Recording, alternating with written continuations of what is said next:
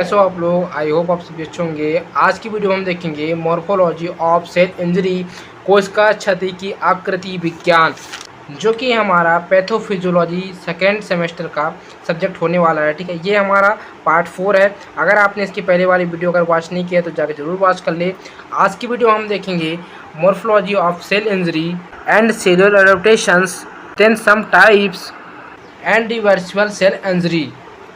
तो आप वीडियो के एंड तक बने रहें। ठीक है, इसको हम पूरा स्टेप बाय स्टेप पूरा समझेंगे। ओके, अगर आपको कहीं भी समझ में आए तो आप कमेंट करके तुरंत मुझसे पूछ सकते हैं।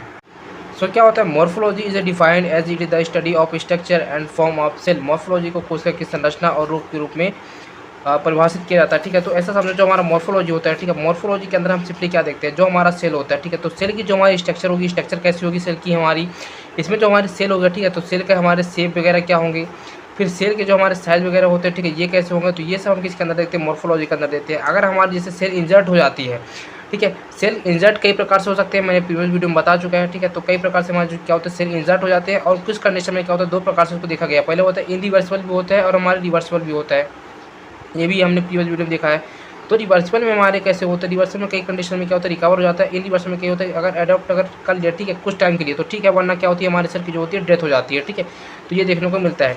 तो सिंपली हम मॉर्फोलॉजी में यही देखते हैं, जो हमारे सेल के जो साइज से स्ट्रक्चर वगैरह रहते हैं। ठीक है, यही सब हम इसको मॉर्फोलॉजी के अंदर देखते हैं। और उसको जैसे कि हमारे जो इंजर्ट हो जाए, ठीक है, जैसे हमारे जो सेल इंजर्ट हुए इसको कैसे रिकवर होता है और इसमें क्या क्या प्रोसेस होता है। ठीक है, तो ये सब किसके अंदर पढ़ते हैं हम, इसी के अंदर हम देखते हैं। Then it involves the cellular adaptations well cell experiment minimal stress and due to this adaptive change take place in cells। इसमें कोशिका के न्यूनतम तनाव को अनुभव करने पर होने वाली कोशिका अनुकूल शामिल है। इसी अनुकूलन के कारण कोशिका के रूप में परिवर्तित होती है। ठीक है, अब क्या होता है, कई कंडीशन में आपको देखा, जैसे हमारा सेलुलर एडेप्टेशन हो गया। ठीक है, तो सेलुलर एडेप्टेशन में क्या होता है, जैसे कि मैंने प्रीवियस वीडियो में दिखाया था, जैसे कि हमारे जो नॉर्मल सेल होते हैं। ठीक है, जो हमारे नॉर्मल सेल हो गए, जो हमारे नॉर्मल सेल हो गए, ये कई कंडीशन होते हैं। ठीक है, इसको हम दो पार्ट से डिवाइड कर सकते हैं। ठीक है, पहला होता है हमारा सेलुलर एडेप्टेशन एंड होता है हमारा सेल इंजरी। ठीक है, हमारा क्या होता है सेल इंजरी, जैसे हमारे दो प्रकार से हो गया। ठीक है, अगर इसमें मोर स्ट्रेस लगा, ठीक है, तो अगर स्ट्रेस लगा, ठीक है, हमारे सेल में, तो ये क्या होता है कई प्रकार से अडेप्ट कर लेता है। ठीक है, कई प्रकार से अडेप्ट कर लेता है। अब अडेप्ट करने के कारण क्या होता है, इसको सेल हमारे इंजर्ट नहीं हो पाता। ठीक है, अगर छोटा मोटा स्ट्रेस लगा, अगर इसी में अगर मैं हाई स्ट्रेस अगर लगा दूँ, अगर इसमें मैं हाई स्ट्रेस लगा दूँ किसमें, अपने सेल में। ठीक है, अगर मैं सेल में हाई स्ट्रेस लगाता हूँ तो क्या होती है, हमारी जो सेल होती है उसकी डेथ हो सकती है। ठीक है, अब ये भी दो प्रकार से हो सकती है। जो हमारा सेल इंजरी होता है दो प्रकार से हो सकता है। पहला होता है हमारा रिवर्सिबल एंड सेकंड होता है इनरिवर्सिबल। ठीक है, तो इनरिवर्सिबल में ज़्यादा मोस्टली यही होता है कि जो हमारे सेल होते हैं, ठीक है, उसकी डेथ होने की संभावना 99% हो जाती है। और जो हमारा इनरिवर्सिबल होता है, ठीक है, इनरिवर्सिबल में ऐसा होता है कि हमको छोटा मोटा चोट लगा और कुछ टाइम बाद क्या हुआ, हमारा सेल फिर से रिकवर हो गया। ठीक है, तो हमारे किसके रिवर्सिबल के अंदर आता है। तो यही इसमें बताया गया। ठीक है, अगर मान लीजिए कि जैसे सेल है, ठीक है, अगर सेल में अगर मैं थोड़ा फोर्स लगाऊँ, ठीक है, तो ये कुछ टाइम के लिए क्या होता है, ये शेप साइज अपन बदल सकता है। और अगर जैसे मैं अगर इसे स्ट्रेस हटाता हूँ तो कुछ टाइम बाद क्या होती है, हमारी सेल अपने आप को रिकवर वही सेफ साइड में ले आती है। ठीक है, तो यही सब हमारे होता है सेलुलर एडेप्टेशन के अंदर हमको देखने को मिलता है। उसके बाद अपन देखेंगे सेलुलर एडेप्टेशन। ठीक है, सेलुलर एडेप्टेशन, तो सेलुलर एडेप्टेशन क्या होता है, सेलुलर एडेप्टेशन वह प्रोसेस होती है जिसके द्वारा कोशिका सेल अपने आप को बदलती रहती है। किसके द्वारा बदलती रहती है, जैसे इन्वायरमेंटल हो गया तो इन्वायरमेंटल के हिसाब से अपने आप को ये बदलती रहती है, या फिर जब इसमें स्ट्रेस लगता है तो स्ट्रेस के कारण भी हमारे क्या होते हैं, सेल बदलते रहते हैं। ठीक है, और ये अपने आप अपनी संख्या होती है या फिर जो उनके फंक्शंस होते हैं, ठीक है, कार्य अपने आप से क्या होते हैं, परिवर्तित करते रहते हैं। ठीक है, बदलते रहते हैं। साथ adaptive change with occurred when cells adjust adapt themselves which is the changing environmental when exposed to stress। ये अनुकूलनात्मक परिवर्तन है जो तब तक होते हैं जब कोशिका तनाव के संपर्क में आने पर बदलते वातावरण के साथ खुद को समायोजित कर लेती है। तो सिंपली यही होता है जो हमारा सेलुलर एडेप्टेशन होता है। ठीक है, ये वातावरण जो हमारे इन्वायरमेंटल होते हैं और जो हमारे स्ट्रेस लगते हैं, ठीक है, उसके हिसाब से क्या करते हैं, ये अपने आप को चेंज वगैरह कर लेते हैं और फिर से उसी कंडीशन में आ जाते हैं। ठीक है, तो ये हमारा होता है सेलुलर एडेप्टेशन। ओके, फिर इसके कुछ मेनली 5 टाइप्स होते हैं। ठीक है, सो पहला होता है एट्रोपी एंड सेकेंड होता है हाइपरट्रोपी, थर्ड होता है हाइपरप्लाजिया, फोर्थ होता है मेटोप्लाजिया, एंड फिफ्थ होता है डिस्प्लाजिया। तो जो मैं आपको 5 टाइप्स बताया, ठीक है, उसको समझने से पहले आप इसको समझें। जैसे कि एट्रोपी में क्या होता है, तो एट्रोपी हमारा सिंपल ये होता है, जैसे कि हमारा एक नॉर्मल सेल है, ठीक है, नॉर्मल सेल है, अगर इसका साइज शेप अगर बढ़िया बराबर है, ठीक है, तो हमारा एट्रोपी में क्या होता है, जो हमारे सेल होते हैं, ठीक है, ये क्या होते हैं, छोटे हो जाते हैं, ठीक है। ये किस कारण से होते हैं इसको भी अभी पढ़ेंगे, आप टेंशन ना लें। उसके बाद होता है जो हमारा हाइपरट्रोफी होती है, ठीक है। हाइपरट्रोफी में क्या होता है, जैसे कि हमारा एट्रोपी में क्या हुआ, बड़े से छोटा हो गया। अब हमारा जो होता है हाइपरट्रोफी, हाइपरट्रोफी में क्या होता है, ये जो सेल होता है, ठीक है, ये सेल से क्या होता है, ये बड़े सेल में कन्वर्ट हो जाते हैं, ठीक है। फिर हमारी हाइपरप्लाजिया क्या होती है, हाइपरप्लाजिया ये होती है जैसे कि अभी छोटा था, ठीक है, बड़ा मतलब बड़ा था, बड़ा से छोटा हुआ, छोटा से क्या हुआ और बड़ा हो गया, ठीक है। अब जो होगा हमारा हाइपरप्लाजिया में क्या होता है, हाइपरप्लाजिया में ये मल्टीपल डिवाइड हो जाते हैं, ठीक है, मतलब 2-3 मतलब जो हमारे सेल की जो संख्या होती है वो बढ़ जाती है। फिर उसके बाद होती है हमारा मेटाप्लाजिया। तो मेटाप्लाजिया क्या होती है, जैसे हमारा मेटाप्लाजिया, ठीक है, तो सेल तो हमारी जैसी है, ठीक है, ऐसे ही रहेंगे, पर मेटाप्लाज्म में क्या होता है, जो हमारे सेल होते हैं, ठीक है, अपने शेप साइज को ये बदल देते हैं। हो सकता है हमारे जो सेल है ऐसे हो जाए, ठीक है, या फिर कुछ कंडीशन में हमारे सेल ऐसे हो जाए, तो ये क्या होती है, मतलब अपने आप को किसी दूसरे शेप साइज में बदल लेती है। पर देन उसके बाद होता है हमारा डिस्प्लाजिया, ठीक है, तो हमारा ये नॉर्मल सेल हो गया, ठीक है, तो हमारे जैसे नॉर्मल सेल हो गया। अब नॉर्मल सेल है, जैसे कि अगर हमको डिस्प्लाजिया है, अगर हमने इसको अगर ध्यान नहीं दिया, ठीक है, तो आगे चल के क्या करते हैं, मल्टीपल डिवाइड तो होते ही होते हैं, प्लस क्या होती है, ये धीरे धीरे जाके अगर हमको इलाज नहीं कराया तो ये कैंसर का रूप ले लेती है, ठीक है, तो हमारी क्या होती है, कैंसर में जाके कन्वर्ट हो जाती है। तो ये हमारी होती है डिस्प्लाजिया।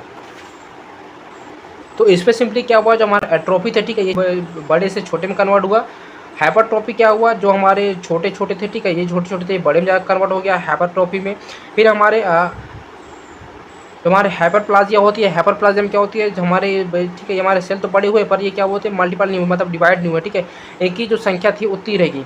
अब हाइपरप्लाजिया में क्या हुआ, हमारी संख्या एक बढ़ने लगी, ठीक है, ग्रोथ होने लगी। अब मेटाप्लाजिया में क्या हुआ, मेटाप्लाजिया में जो हमारे सेल होते हैं, ठीक है, ऐसे ही रहते हैं, पर ये जाके दूसरे शेप साइज में कन्वर्ट हो जाते हैं। पर उसके बाद होता है हमारा डिस्प्लाजिया होती है। डिस्प्लाजिया क्या करता है, नॉर्मल सेल होता है, अगर इस पर ध्यान नहीं दीजिए तो चेंज होकर किस में हो जाती है, हमारी मल्टीपल हो जाती है, और ये धीरे धीरे जाके कैंसर के रूप ले लेती है। एट्रोफी, ठीक है, एट्रोफी क्या होती है, it is defined as it the decrease in the cell size which mainly also reduce its functions। इसे कोशिका के आकार में कमी के रूप में परिभाषित किया जाता है, जिससे उसके कार्य में कमी आ जाती है, ठीक है। अब जैसे आप ऐसा देखो, जैसे कि हमारा जो सेल था, ठीक है, ये एट्रोफी था, जैसे हमारा सेल था, ठीक है, ये बड़े आकार में था, बड़े आकार के हिसाब से अपना काम वगैरह कर रहा था, ठीक है। अब जैसे ही जो हमारा सेल था, ठीक है, छोटे में गया, तो छोटे में जब कन्वर्ट हो गया एट्रोफी में, तो ये क्या हुआ, जैसे छोटा हो गया वैसे अपना ये अपना काम वाम जो है, ठीक है, अपना ये काम वाम छोटा कर दिया, अपने साइज़ के हिसाब से काम करने लगा। जैसे बड़ा था बड़े के हिसाब से कर रहा था, अब एट्रोफी जैसे कन्वर्ट हुआ छोटे में, तो छोटे के हिसाब से काम करने लगा। It many causes due to poor nutrition, reduced blood supply, loss of endocrine stimulations, ठीक है, हार्मोन एंड एजिन। इसके कई कारण हैं, जिसमें जिसमें खराब पोषण, रक्त की आपूर्ति में कमी, अंतःस्रावी उत्तेजनाओं में कमी, हार्मोन की कमी में बढ़ती उम्र में शामिल है, ठीक है। अब जैसे देखना, जो हमारा एट्रोफी था, ठीक है, तो एट्रोफी जो हमारा हुआ, एट्रोफी ऐसा क्यों हुआ, तो कई प्रकार से हो सकते हैं, ठीक है।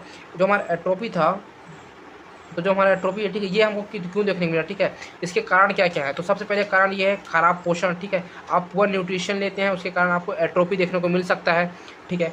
उसके बाद क्या होती है, हमारी रक्त की आपूर्ति, ठीक है, अब ब्लड सप्लाई में क्या होती है देखने को मिल सकता है, ठीक है, ब्लड सप्लाई जो होती है हमारी लॉस हो जाती है।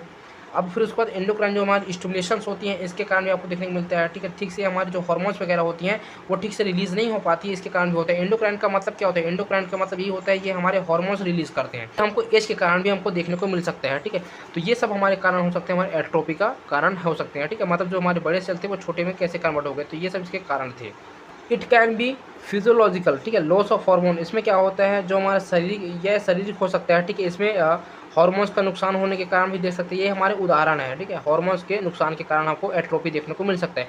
उसके साथ साथ न्यूट्रिशन तो हो गई, ठीक है, न्यूट्रिशन वगैरह देखने को मिलता है, ये हमारी जो ब्लड सप्लाई होती है वो भी क्या होती है, लॉस हो जाती है, उसके कारण भी देखने को मिलता है। फिर उम्र बढ़ने और रोग विज्ञान, ठीक है, भुखमरी या इस्केमिया के कारण हो सकता है। जो हमारे स्टारवेशन होता है, जो इस्केमिया होता है, ठीक है, तो हमारे जो स्टारवेशन होता है, स्टारवेशन का मतलब क्या होता है, भुखमरी होती है, ठीक है, तो हमारी भुखमरी मतलब प्योर न्यूट्रिशन, या फिर अगर आप भूखे प्यासे हैं, ठीक है, उसके कारण भी आपको एट्रोफी देखने को मिल सकता है।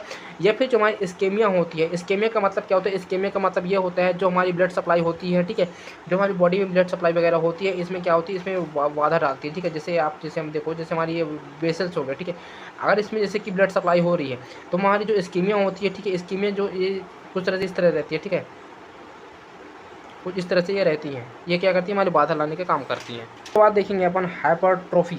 So it is defined as the increase in the size of the cell. इसे कोशिका के आकार में वृद्धि के रूप में परिभाषित किया जाता है, ठीक है। जो हमारा हाइपरट्रोफी होती है, हाइपरट्रोफी क्या होती है, जैसे कि हमारे छोटे छोटे सेल हो गए, ठीक है, तो जो हमारे छोटे छोटे सेल हैं, ठीक है, बड़े बड़े में जाके कन्वर्ट हो जाते हैं, ठीक है, तो ये हमारा होता है हाइपरट्रोफी, ठीक है, ये हमारे होते हैं क्या, हाइपरट्रोफी होता है।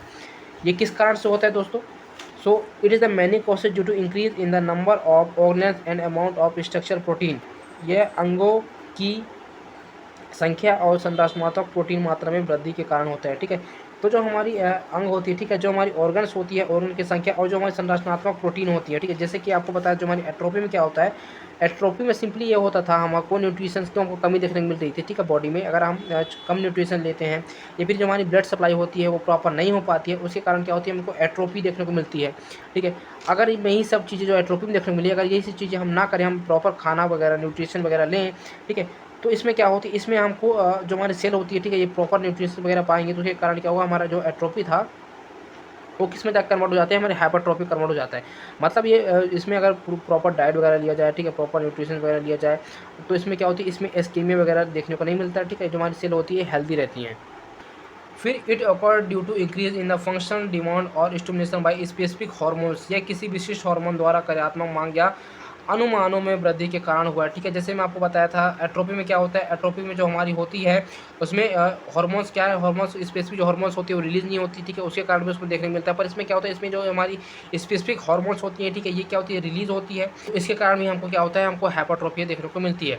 एग्जाम्पल क्या होगा, example enlargement size of uterus during pregnancy, hypertrophy of cardiac smooth muscles, गर्भावस्था के दौरान गर्भाशय का आकार बढ़ना और हृदय की चिकनी मांसपेशियों का अतिवृद्धि होना। तो ये सब हमको देखने मिलता है हाइपरट्रॉफी में, अगर ये बढ़ता है। ठीक है, अगर हमारी जो सेल होती है इसका ग्रोथ होता है हाइपरट्रॉफी में, तो हमारा जो यूट्रस होती है, यूट्रस में हमको बड़ा देखने को मिलता है, और जो हमारे कार्डियक स्मूथ मसल्स भी होते हैं इनमें भी क्या होती है, इनमें वृद्धि होती है। होता है hyperplasia. So it is defined as it the increase the number of cells, इसे कोशिकाओं की संख्या में वृद्धि के रूप में परिभाषित किया जाता है। ठीक है, जो हमारा हाइपरप्लाजिया होता है, तो हाइपरप्लाजिया में क्या होता है, जैसे कि हमारे जो सेल होते हैं, ठीक है, ये मल्टीपल डिवाइड होते रहते हैं। ठीक है, 2 3 4 5, तो ये होते हैं, कितना संख्या क्या होती है, बढ़ती रहती है। It is occurred due to increase cell replications and it is the accumulated with hypertrophy, it is response to same stimuli, example overproductions of hormones and growth factors। ये किसके कारण होता है, यह कोशिका प्रतिकृति में वृद्धि के कारण होता है और कुछ उत्तेजनाओं के जवाब में अतिवृद्धि के साथ होता है। तो देखिए क्या होता है, ये कुछ केसेस में जो हमारा रेप्लिकेशन होता है, ठीक है, अगर ये इंक्रीज होता है उसके कारण भी आपको देखने को मिलता है। अगर हाइपरट्रोफी भी अगर हमारा सही से काम कर रहा है, ठीक है, अगर ये सही से चल रहा है, ठीक है, तो इसके कारण भी क्या होता है, हमको वृद्धि देखने को मिलता है, किसमें, हाइपरप्लाजिया में देखने को मिलता है।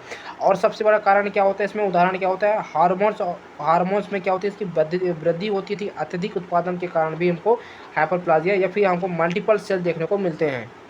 प्लाजिया, सो मेटाप्लाजिया क्या होता है, it is defined as it the reversible changes in the type of cells, इसे कोशिका के प्रकार में होने वाली प्रतिवर्ती के रूप में परिभाषित किया जाता है। सो हमारा मेटाप्लाजिया क्या होता है, मेटाप्लाजिया यही होती है जैसे कि हमारा एक कोशिका, ठीक है, वो क्या होती है, दूसरी कोशिका मतलब दूसरे के स्ट्रक्चर में जाके कन्वर्ट हो सकती है। ठीक है, और कन्वर्ट होने के साथ क्या करती है, अपना ये काम करती रहती है। Then in this one type of cell of convert into another and it is the functions can also be changed। इस प्रकार एक प्रकार को कोशिका दूसरे प्रकार की कोशिका में परिवर्तित हो जाती है और उनके कार्य भी बदल सकते हैं। ठीक है, तो जैसे मैं आपको बताया जो हमारा मेटाप्लाजिया होती है, ठीक है, ये आपस में बदल तो जाते हैं पर अपना काम वही करती है। अगर कुछ कंडीशन में ये हो सकता है अपने काम भी अपना बदल सकती है। ठीक है, then it can be causes due to the prolonged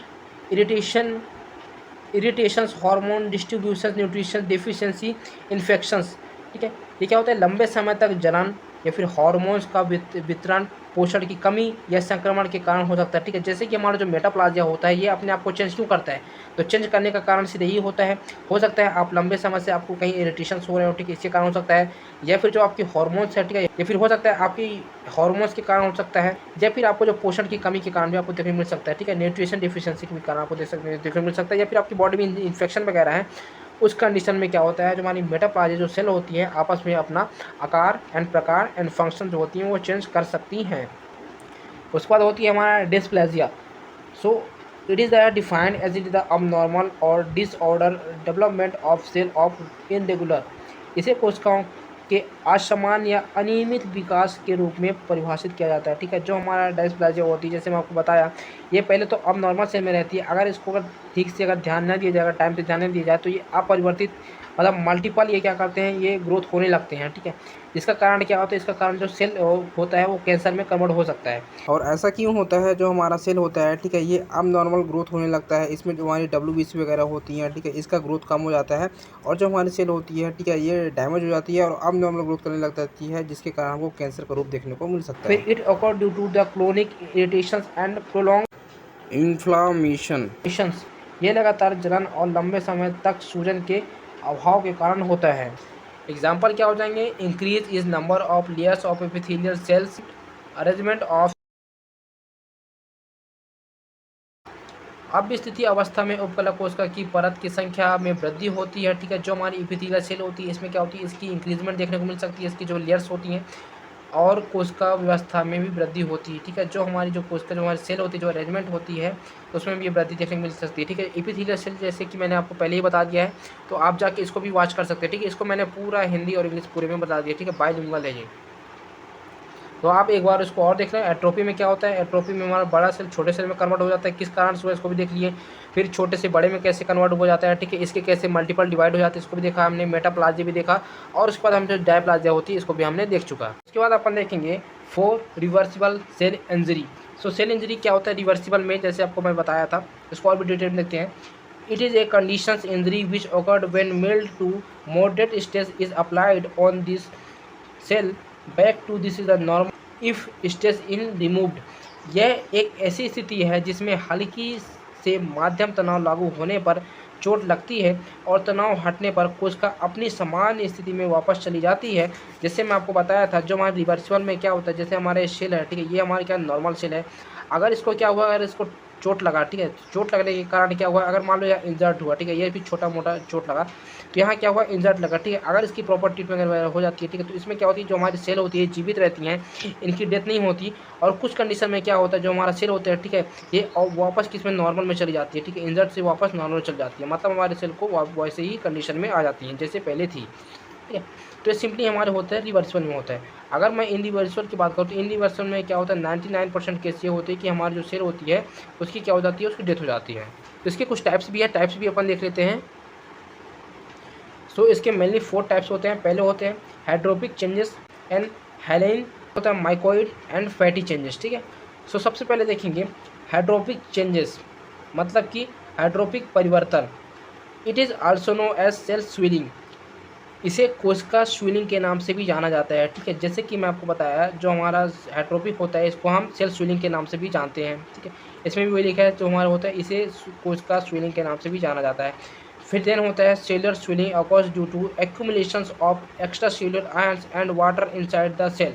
जैसे मैं आपको बताऊं, जो हमारा हाइड्रोपिक होता है, ठीक है, ये सेलुलर स्विलिंग होता है, जो हमारा सेलुलर स्विलिंग होता है, तो जैसे कि हमारा क्या हो गया, हमारा सेल हो गए। अब कई कंडीशन में ऐसा होता है, जो हमारे आयरन्स होते हैं, ठीक है, या फिर जो हमारे वाटर होते हैं, तो इसमें क्या होता है, इसमें जमाव हो जाते हैं। और जमाव होने के कारण क्या होता है, जो हमारा सेल होता है, ठीक है, वो बड़ा रूप ले लेता है। बड़ा रूप लेता नहीं है, मतलब वो सूज जाता है। ठीक है, जैसे कि हमारा सेल को अगर देखो, सेल कुछ हमारा इतना ही है, मगर इसके जमाव के कारण क्या होती है, हमारी जो सेल होती है, ठीक है, ये क्या होती है, कुछ प्रकार से सूज जाती है, कुछ इस तरह प्रकार से वो दिखती है। कोशिका के अंदर बृहकोशिकीय आयन और पानी के जमाव के कारण कोशिका सूजन होती है। ठीक है, जो हमारा हाइड्रोफोबिक होती है, इसके कारण होती है आयरन एंड पानी के जमाव के कारण क्या होती है, इसमें सूजन देखने को मिलती है। किसमें, हाइड्रोपिक चेंज में। क्या होता है, during injury hypoxia ischaemia occurs with stops the sodium potassium pump. ठीक है, तो जैसे कि आपको मैंने प्रीवियस वीडियो में बताया था, जो हमारा हाइपोक्सिया होती है, ठीक है, या फिर आइसेमिया होती है, ठीक है, ये 2 प्रकार से होती हैं। ठीक है, अब ये क्या करती हैं, ये हमारी जो ब्लड होती हैं, ठीक है, जो हमारी ब्लड बेसिस होती है, जैसे फ्लो करती हैं, इनमें क्या करती है, इनमें बाधा लाने का काम करती है। ठीक है, बाधा लाने के कारण क्या होती है, प्रॉपर हमारी ब्लड सप्लाई नहीं हो पाती है। ठीक है, ऑक्सीजन भी सप्लाई नहीं हो पाती है, इसके कारण भी हमको हाइड्रोपिक देखने को मिलता है। अब जैसे आप ऐसा समझो, जैसे कि हमारे एक पाइप हो गया, ठीक है, आपने कभी ना कभी घर पे सिंचाई वगैरह की होगी, या फिर पानी का तो काम किया होगा, तो क्या होता है, जैसे कि अब इसमें पानी फ्लो हो रहा है, ठीक है, अब इसमें पानी प्रॉपर फ्लो हो रहा है। अगर आप इसमें किसी अगर वजन डाल दें, ठीक है, वजन डाल दें या फिर आप पैर डाल दें या फिर हाथ से इसको दबाव करें, तो जो हमारे पानी का सप्लाई था, ठीक है, पहले ऐसे बह रहा था, अब जैसे ही दबाव डालने के बाद हमारे पानी का सप्लाई कुछ इस तरह होगा। इस तरह हो जाने के बाद जो हमारे पाइप था, ठीक है, पाइप का जो हमारा होगा, ठीक है, इस तरह से कुछ फूलने लगा, क्योंकि इसमें क्या हुआ, इसमें पानी जमा होने लगा, ठीक है। तो इसी कारण से क्या होता है, इसमें पानी कम फ्लो होने लगता है, ठीक है। तो इसमें क्या, इसमें जैसे कि आप ऐसे समझो जैसे पानी हो गया, ठीक है, ये हमारे ब्लड हो गए, तो इसमें क्या होता है, इसमें जो हमारी सोडियम होती है, ठीक है, जो सोडियम होती है एंड पोटेशियम के जमाव के कारण क्या होती है, इसमें सेल स्विलिंग देखने को मिलती है, ठीक है। जैसे ये जमाव कारण हुआ, ऐसे हमारा सेल क्या हुआ, सेल सूजने लगा, ठीक है, सेल सूजने देखने को मिलने लगा। तो इस कारण से हमारा हाइपोक्सिया एंड एनीमिया के कारण ऐसा होता है। फिर it leads to accumulation of sodium in cells. इसमें क्या होता है, जो हमारी सोडियम होती है, ठीक है, इसका क्या होती है, इसमें एकत्रित होने लगती है, एक्यूमुलेशन होने लगता है। अब एक्यूमुलेशन होने लगता है, जैसे कि इसमें क्या होता है, इसमें कुछ कंडीशन में जो हमारा सेल होता है, ठीक है, इसमें जो सोडियम होता है, ठीक है, एकत्रित होने लगती है, किसमें, हमारे सेल में, ठीक है, एकत्रित होने लगने के कारण क्या होती है, जो हमारी सेल होती है, ठीक है, ये कुछ बड़ा आकार ले लेती है। आकार लेने का कारण सिर्फ इतना ही है कि आकार ये पूरे अपने मन से ले लेती, ये सूझ जाती है, ठीक है। तो यही होता है हमारा हाइड्रोपिक चेंजेस, ठीक है, हाइड्रोपिक परिवर्तन। देन उसके बाद देखेंगे हाइलिन परिवर्तन, ठीक है, ये फिर hyaline changes. It is defined as it the glassy homogeneous appearance of cell. इसे कोशिका की कांच जैसी समरूप उपस्थिति के रूप में परिभाषित किया जाता है, ठीक है। अब ऐसा समझो, जो हमारा हाइलिन चेंजेस होता है, ठीक है, ये क्या होता है, जो हमारी सेल होती है, ठीक है, तो सेल इस कंडीशन में क्या होती है, बहुत ज़्यादा कठोर हो जाती है। कठोर हो जाने के कारण ये क्या होती है, कुछ चमकीली देखने लगती है, ठीक है, ये कुछ अलग तरह से हमको ये सेल देखने को मिलती है, ठीक है। यही होती है हमारी हाइलिन चेंजेस या फिर हाइलिन परिवर्तन। फिर it is occurred due to accumulation of plasma protein और अदर प्रोटीन। यह प्लाज्मा प्रोटीन या अन्य प्रोटीन के संचय के कारण होता है। अब जो है, जैसे कि मैं आपको बताया, जो हमारी सेल होती है, ठीक है, ये कठोर हो जाती है और कुछ चमकदार दिखने लगती है, किसमें, हाइलिन चेंजेस में। तो ऐसा क्यों देखने को मिलता है, इसमें क्या होता है, जो हमारी प्रोटीन होती है, ठीक है, इसमें प्लाज्मा प्रोटीन जो होती है, ठीक है, या फिर जो अन्य प्रोटीन होती हैं, तो ये क्या होती है, जमा हो जाने के कारण हमको ऐसा कुछ सेल देखने को मिलता है। क्या देखने को मिलता है, सेल होती है हमारी कठोर हो जाती है और ये कुछ चमकीली तरह दिखने लगती है, ठीक है। और ये किस कारण से हुआ, इसमें प्लाज्मा प्रोटीन जो होती है वो जमा होने लगती है, एकत्रित होने लगती है, या फिर जो अन्य प्रोटीन या फिर जो अदर प्रोटीन होती है वो भी जमा हो जाने के कारण, एकत्रित हो जाने के कारण हमको हाइलिन चेंजेस देखने को मिलता है, ठीक है। फिर it mainly accord on the sites of epithelial and connective tissues. यह मुख्य रूप से उपकला और संयोजित ऊतकों में स्थानों पर होता है, ठीक है। जो हमारा हाइलिन चेंजेस होती हैं या फिर हाइलिन जो हमारी सेल्स होती हैं, ये हमको इपिथेलियल टिश्यूज़ या फिर हमको कनेक्टिव टिश्यू में देखने को मिलता है, ठीक है। उपकला और संयोजन, मैं आपको फिर से बता रहा हूँ, जो हमारा इपिथेलियल टिश्यू होता है, कनेक्टिव टिश्यू होता है, और भी इसके 4 टाइप्स होते हैं, ठीक है। तो ये सब क्या होता है, ये सब मैंने आपको ऑलरेडी पूरा एक्सप्लेन कर चुका है, तो आप जाके जरूर चेकआउट कर लें। इसको मैंने बायलिंगुअल पढ़ा है, और जितने भी हमारी वीडियो आपको मिलेगी मेरे यूट्यूब चैनल पे, वो पूरी बायलिंगुअल में ही है, ठीक है। तो आप जाके वॉच कर सकते हैं, और आपको जो समझ में ना आए आप मुझे कमेंट करके जरूर पूछ सकते हैं। और इसकी जो नोट्स हैं, ठीक है, तो मैं नोट्स टेलीग्राम चैनल में डाल दूंगा, तो आप वहाँ से जाकर डाउनलोड कर लें। उसके बाद दोस्तों हमारा थर्ड क्या होता है, म्यूकोइड चेंजेस, ठीक है। So it is the defined as it the accumulation of mucins part of mucus in cell. इसे कोशिका में बलगम के म्यूकोसिन भाग में संचय के रूप में परिभाषित किया जाता है, ठीक है। जो हमारा म्यूकोइड चेंजेस होता है, ये किस कारण से होता है, जो हमारी म्यूकोसिन पार्ट होती है, ठीक है, इसमें म्यूकस सेल क्या होती है, इसमें धीरे धीरे जाके एकत्रित होने लगती है, उसके कारण हमको म्यूकोइड चेंजेस देखने को मिलता है, ठीक है। अच्छा, इसके 2 टाइप्स होते हैं। पहला होता है इपिथेलियम म्यूकोसिन होता है, एग्जाम्पल होता है कैस्टाइटिक फाइब्रोस ऑफ पेनक्रियाज के कारण देखने को मिलता है, ठीक है। फिर कनेक्टिव टिश्यूज होता है mucoid in the some tumour. उसके बाद अपन देखेंगे फैटी चेंजेस, वसा युक्त परिवर्तन, आल्सो नो एज एस्टोइटिस। इसे एस्टोइटिस के नाम से भी जानते हैं, ठीक है। जो हमारा फैटी चेंजेस होता है, इसको हम एस्टोइटिस के नाम से जानते हैं। फिर it is the defined is the abnormal accumulation of triglycerides fat in cells. इसे कोशिकाओं में वसा के असमान संचय के रूप में परिभाषित किया जाता है, ठीक है। तो फैटी चेंजेस में क्या होता है दोस्तों, जो हमारी सेल्स होती है, ठीक है, ये अब नॉर्मल तरीके से क्या होती है, एक्यूमुलेशन होने लगती है, ये संचय होने लगती है, ठीक है, मतलब एकत्रित होने लगती है। इसके कारण हम क्या होता है, हमको फैटी लीवर देखने को मिलता है, ठीक है, ये फिर फैटी चेंज देखने को मिलता है। It is the causes by toxins, diabetes, obesity, alcohol abuse, protein malnutrition etc। यह विस्वातक पदार्थ मधुमेह, मोटापा, शराब के सेवन, प्रोटीन की कमी और कुपोषण आदि के कारण होते हैं, ठीक है। सब किसके कारण होता है दोस्तों, ये मधुमेह, डायबिटीज़ के कारण हो सकता है, ठीक है, या फिर ओबेसिटी, मोटापा, शराब उसके अधिक सेवन करना, या फिर आपको प्रोटीन की कमी के कारण भी देखने को मिल सकता है, ठीक है, या फिर आपको कुपोषण आदि के कारण भी आपको फैटी चेंजेस देखने को मिल सकता था, ठीक है। तो ये था दोस्तों हमारा मॉर्फोलॉजी इन सेल इंजरी। तो आपकी वीडियो कैसा लगा, प्लीज़ लाइक, सब्सक्राइब और कमेंट करके जरूर बताएं। अब मिलते हैं हम दोस्तों नेक्स्ट वीडियो में, तब तक के लिए बाय बाय।